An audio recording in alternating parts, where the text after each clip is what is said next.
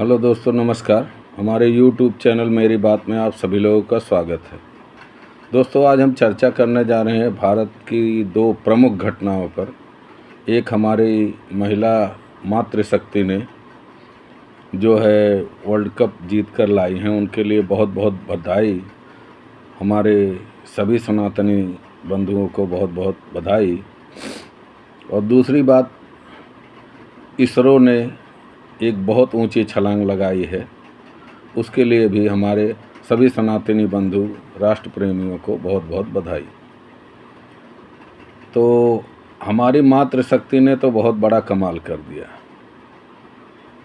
तो उनके लिए तो अब क्या कहें। उनके लिए तो सर हम सभी सनातनियों का गर्व से बहुत ऊंचा हो गया है। बहुत खुशी की बात है। तो दोस्तों, मेरा कहना सिर्फ ये है कि हमारी मातृशक्ति तो बहुत उच्च स्तर पर अपने आप को ले जा रही है।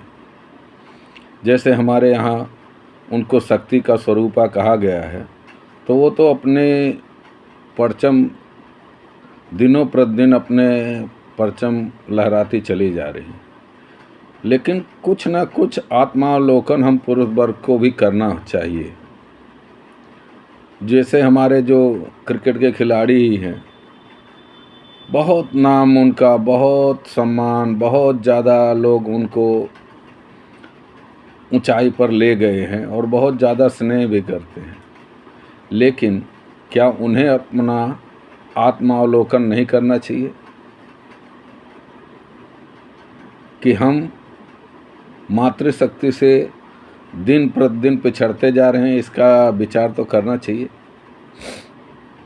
तो दोस्तों, मेरा कहना सिर्फ ये है कि ऐसा नहीं है कि हमें उसमें कोई शर्मिंदगी महसूस होनी चाहिए।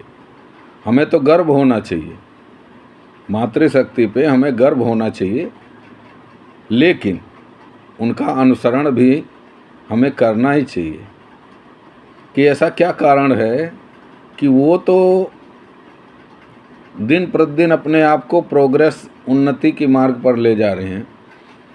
और कंपटीशन के रूप में अगर देखा जाए, वैसे तो मातृशक्ति का कोई कंपटीशन नहीं हमारे लिए, वो आदरणीय है, पूजनीय है, उनसे हमारा कंपटीशन हो ही नहीं सकता।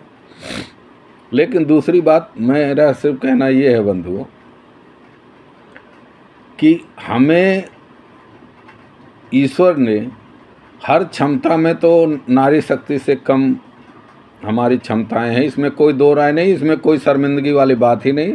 और इसको सहर्ष स्वीकार भी करना चाहिए कि नारी शक्ति पुरुष वर्ग से हर मामले में ईश्वर ने उनको अधिकता प्रदान की है, इसमें कोई दो राय नहीं। लेकिन शारीरिक श्रम वाली जहाँ बात आती है, जहाँ शारीरिक क्षमता वाली, तो वहाँ तो ईश्वर ने किसी भी कारण से, या पुरुष का मतलब बाहर रहना, बाहर की विपदाएं का सामना करना, इसलिए शारीरिक बल में हमें अधिकता प्रदान की है। इसमें भी किसी को गुरेज नहीं होना चाहिए और ये प्राकृतिक है, इसमें कोई जो है किंतु परंतु की बात नहीं होनी चाहिए। ये भी उतना ही सत्य है जितना और बातें सत्य है कि शारीरिक बल में स्त्रियों को थोड़ा कम ईश्वर ने हमें दिया है। तो जिस कार्य में शारीरिक श्रम अधिक लगता है, शारीरिक बल अधिक लगता है, उसमें तो हमें नारी शक्ति से दो कदम आगे रहना चाहिए। चाहे वो खेल जगत हो, चाहे कोई भी, जो शारीरिक श्रम जहाँ लगता है, शारीरिक बल अधिक लगता है, वहाँ तो हमें मातृशक्ति से दो कदम आगे रहना चाहिए।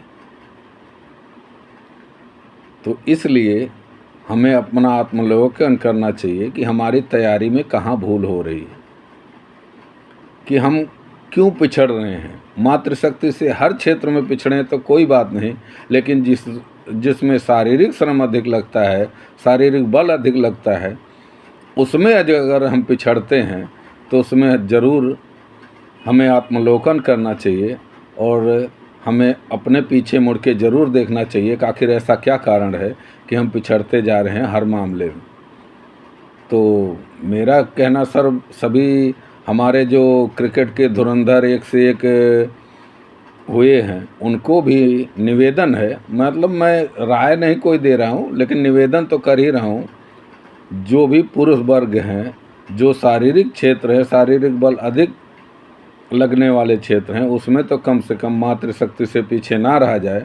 और अगर पीछे हम हो रहे हैं तो उसका कारण क्या है, उस पर हमें ध्यान देने की आवश्यकता है। हमारी तैयारी में कमी है कि हमारे समर्पण में कमी है, इसको हमें ध्यान देना पड़ेगा और अपने आप को अग्रसर करना पड़ेगा।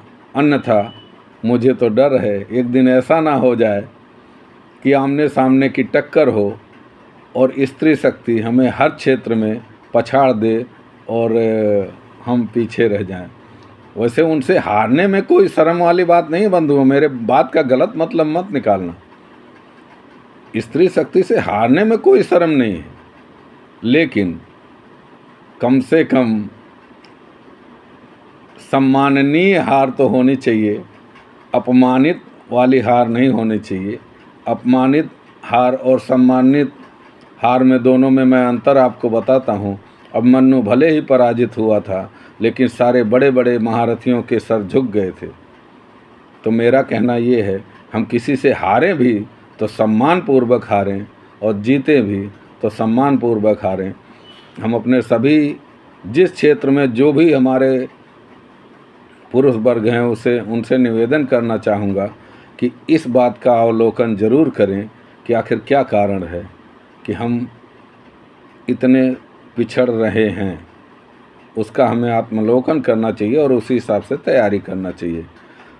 अंततः आप सभी लोगों को, सभी सनातनी बंधुओं को, राष्ट्र प्रेमियों को इन दोनों घटनाओं की बहुत बहुत बधाई। धन्यवाद। जय हिंद।